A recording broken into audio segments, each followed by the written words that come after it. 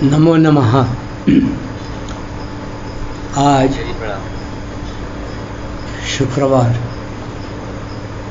दिनांक 28 जून 2024 भारतीय तिथि अनुसार आषाढ़ कृष्ण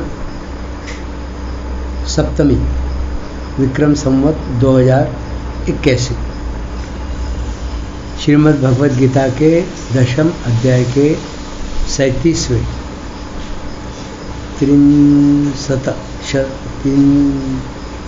सप्त श्लोक का विवेचन देखते हैं।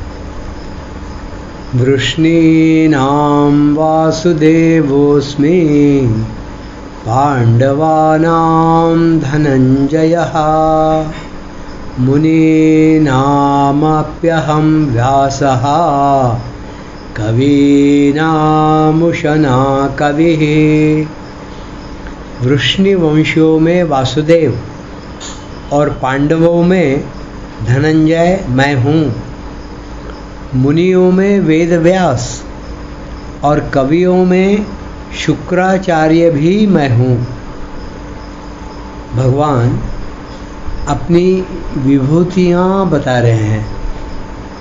वृष्णीनाम वासुदेवोस्मि, यहाँ भगवान श्री कृष्ण के अवतार का वर्णन नहीं है, प्रत्युत वृष्णि वंशियों में अपनी जो विशेषता है उस विशेषता को लेकर भगवान ने अपना विभूति रूप से वर्णन किया है। यहाँ भगवान का अपने को विभूति रूप से कहना तो संसार की दृष्टि से है, स्वरूप की दृष्टि से तो वे साक्षात भगवान ही हैं। इस अध्याय में जितनी विभूतियाँ आई है वे सब संसार की दृष्टि से ही है, तत्वतः तो वे परमात्मा स्वरूप ही है। पांडवानाम धनंजयः, पांडवों में अर्जुन की जो विशेषता है वह विशेषता भगवान की ही है, इसलिए भगवान ने अर्जुन को अपनी विभूति बताया है। मुनीनामप्यहं व्यासः, वेद का 4 भागों में विभाग, पुराण, उपपुराण, महाभारत आदि जो कुछ संस्कृत वाङ्मय है वह सबका सब व्यास जी की कृपा का ही फल है। आज भी कोई नई रचना करता है तो उसे भी व्यास जी का ही उच्छिष्ट माना जाता है। कहा भी है व्यासोच्चिष्टम जगत सर्वम, इस तरह सब मुनियों में व्यास जी मुख्य है। जब कोई व्याख्याता ऊपर स्टेज पर बैठता है तो उसको व्यासपीठ कहा जाता है, और जो प्रवचन करता है वह व्यासपीठ पर आरूढ़ होकर फिर आसनस्थ होकर फिर वह प्रवचन करते हैं तो उनको व्यास कहते हैं। इसलिए भगवान ने व्यास जी को अपनी विभूति बताया है। तात्पर्य है कि व्यास जी में विशेषता दिखते ही भगवान की याद आनी चाहिए कि यह सब विशेषता भगवान की है और भगवान से ही आई है। कवीनामुशना कविः, शास्त्रीय सिद्धांतों को ठीक तरह से जानने वाले जितने भी पंडित हैं वे सभी कवि कहलाते हैं। उन सब कवियों में शुक्राचार्य जी मुख्य है। शुक्राचार्य जी संजीवनी विद्या के ज्ञाता है। इनकी शुक्र नीति प्रसिद्ध है। इस प्रकार अनेक गुणों के कारण भगवान ने इन्हें अपनी विभूति बताया। इन विभूतियों की महत्ता देखकर कहीं भी बुद्धि अटके तो उस महत्ता को भगवान की ही माननी चाहिए, क्योंकि वह महत्ता एक क्षण भी स्थायी रूप से न टिकने वाले संसार की नहीं हो सकती। अगला श्लोक। दंडो दमयतामस्मि नीतिरस्मि जिगीषताम् मौनं चैवास्मि गुह्यानां ज्ञानं ज्ञानवतामहम्। दमन करने वालों में दंड नीति और विजय चाहने वालों में नीति मैं हूँ। गोपनीय भावों में मौन और ज्ञानवानों में ज्ञान मैं हूँ। दंडो दमयतामस्मि, दुष्टों को दुष्टता से बचाकर सन्मार्ग पर लाने के लिए दंड नीति मुख्य है। इसलिए भगवान ने इसको अपनी विभूति बताया है। नीति रश्मि जिगीषताम, नीति का आश्रय लेने से ही मनुष्य विजय प्राप्त करता है और नीति से ही विजय ठहरती है। इसलिए नीति को भगवान ने अपनी विभूति बताया है। मौनम चैवास्मि गुह्यानाम, गुप्त रखने योग्य जितने भाव है उन सब में मौन, वाणी का संयम अर्थात चुप रहना मुख्य है, क्योंकि चुप रहने वाले के भावों को हर एक व्यक्ति नहीं जान सकता। इसलिए गोपनीय भाव में भगवान ने मौन को अपनी विभूति बताया है। ज्ञानम ज्ञानवतामहम, संसार में कला कौशल आदि को जानने वालों में जो ज्ञान जानकारी है वह भगवान की विभूति है। तात्पर्य है कि ऐसा ज्ञान अपने में और दूसरों में देखने में आए तो इसे भगवान की ही विभूति माने। इन सब विभूतियों में जो विलक्षणता है वह इनकी व्यक्तिगत नहीं है, प्रत्युत परमात्मा की ही है। इसलिए परमात्मा की तरफ ही दृष्टि जानी चाहिए। अब आगे का जो श्लोक है 39वां, वह बहुत महत्वपूर्ण है। यच्चापि सर्वभूतानां बीजं तदहमर्जुन न तदस्ति विना यत्स्यान् मया भूतं चराचरम्। हे अर्जुन, संपूर्ण प्राणियों का जो बीज है वह बीज मैं ही हूँ, क्योंकि मेरे बिना कोई भी चर अचर प्राणी नहीं है। अर्थात चर व अचर सब कुछ मैं ही हूँ। यच्चापि सर्वभूतानां बीजम तदहम अर्जुन। इसके पूर्व भगवान ने 20वें श्लोक से 39वें श्लोक तक अपनी कुल 82 विभूतियों का वर्णन किया है। जैसे 20वें श्लोक में 4, 21वें श्लोक में 4, 22वें श्लोक में 4, 23वें श्लोक में 4, 24वें श्लोक में 3, 25वें श्लोक में 4, 26वें श्लोक में 4, 27वें श्लोक में 4,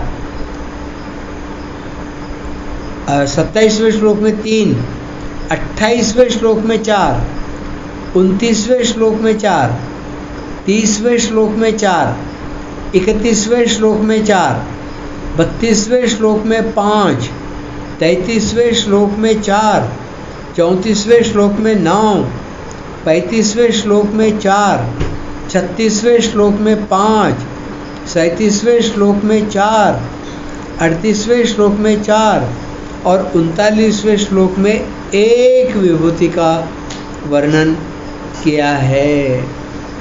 यच्चापि सर्वभूतानां बीजम तदहमर्जुन। यहाँ भगवान समस्त विभूतियों का सार बताते हैं कि सबका बीज अर्थात कारण मैं ही हूँ। बीज कहने का तात्पर्य है कि इस संसार का निमित्त कारण भी मैं हूँ।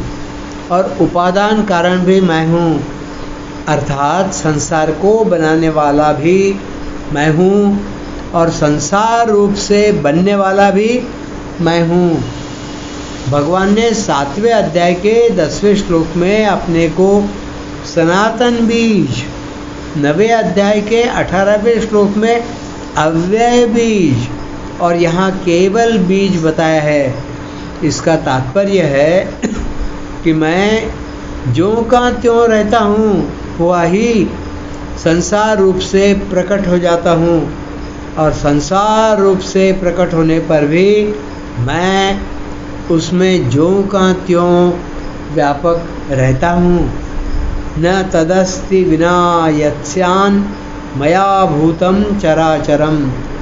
संसार में जड़ चेतन, स्थावर व जंगम, चर व अचर आदि जो कुछ भी देखने में आता है वह सब मेरे बिना नहीं हो सकता, सब मेरे से ही होते हैं, अर्थात सब कुछ मैं हूँ। इस वास्तविक मूल तत्व को जानकर साधक की इंद्रियां, मन, बुद्धि जहाँ कहीं जाए अथवा मन व बुद्धि में संसार की जो कुछ बात याद आए उन सबको भगवान का ही स्वरूप माने। ऐसा मानने से साधक को भगवान का ही चिंतन होगा, दूसरे का नहीं, क्योंकि तत्व से भगवान के सिवाय दूसरा कोई है ही नहीं। यहाँ भगवान ने कहा है कि मेरे सिवाय चर व अचर कुछ नहीं है, अर्थात सब कुछ मैं ही हूँ। और 18वें अध्याय के 40वें श्लोक में कहा है कि सत्व, रज और तम इन तीनों गुणों के सिवाय कुछ नहीं है, अर्थात सब गुणों का ही कार्य है। इस भेद का तात्पर्य है कि यहाँ भक्ति योग का प्रकरण है। इस प्रकरण में अर्जुन ने प्रश्न किया है कि मैं आपका कहाँ कहाँ चिंतन करूँ। इसलिए उत्तर में भगवान ने कहा कि तेरे मन में जिस जिस का चिंतन होता है वह सब मैं ही हूँ। परंतु वहाँ 18वें श्लोक के 18वें अध्याय के 40वें श्लोक में सांख्य योग का प्रकरण है। सांख्य योग में प्रकृति और पुरुष दोनों के विवेक की तथा प्रकृति से संबंध विच्छेद करने की प्रधानता है। प्रकृति का कार्य होने से मात्र सृष्टि त्रिगुणमयी है। इदं गुणमयम विद्धि त्रिविधम मायया कृतम, श्रीमद् भागवत में यह श्लोक आया है। इसलिए वहाँ तीनों गुणों से रहित कोई नहीं है, ऐसा कहा गया है। इस श्लोक की विशेष बात, भगवान ने अहम आत्मा गुणाकेश से लेकर बीजम तदहम अर्जुन इस 10वें अध्याय के 20वें श्लोक से लेकर 39वें श्लोक तक जो 82 विभूतियाँ कही है उनका तात्पर्य छोटा बड़ा उत्तम मध्यम अधम बताने में नहीं है, प्रत्युत यह बताने में है कि कोई भी वस्तु, व्यक्ति, घटना, परिस्थिति आदि सामने आए तो उसमें भगवान का ही चिंतन होना चाहिए। कारण कि मूल में अर्जुन का प्रश्न यही था कि आपका चिंतन करता हुआ मैं आपको कैसे जानूं और किन किन भाव में आपका चिंतन करूं।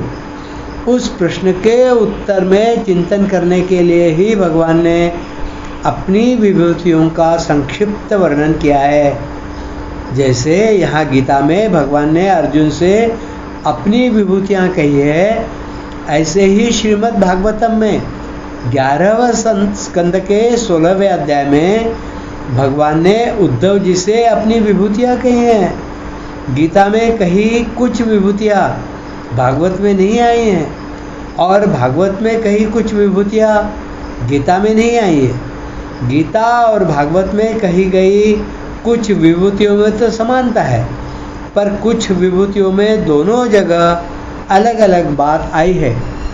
जैसे गीता में भगवान ने पुरोहितों में बृहस्पति को अपनी विभूति बताया है। पुरोधसाम च मुख्यम माम विद्धि पार्थ बृहस्पतिम। और भागवत में भगवान ने पुरोहितों में वशिष्ठ जी को अपनी विभूति बताया है। पुरोधसाम वशिष्ठो हम। अब शंका यह होती है कि गीता और भागवत की विभूतियों का वक्ता एक होने पर भी दोनों में एक समान बात क्यों नहीं मिलती। इसका समाधान यह है कि वास्तव में विभूतियाँ कहने में भगवान का तात्पर्य किसी वस्तु, व्यक्ति आदि की महत्ता बताने में नहीं है, प्रत्युत अपना चिंतन कराने में है। अतः गीता और भागवत दोनों ही जगह कही हुई विभूतियों में भगवान का चिंतन करना ही मुख्य है।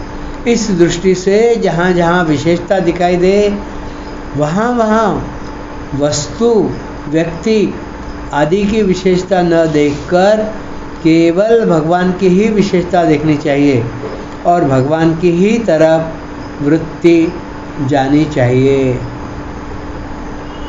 आज यहीं पर रुकते हैं। धन्यवाद।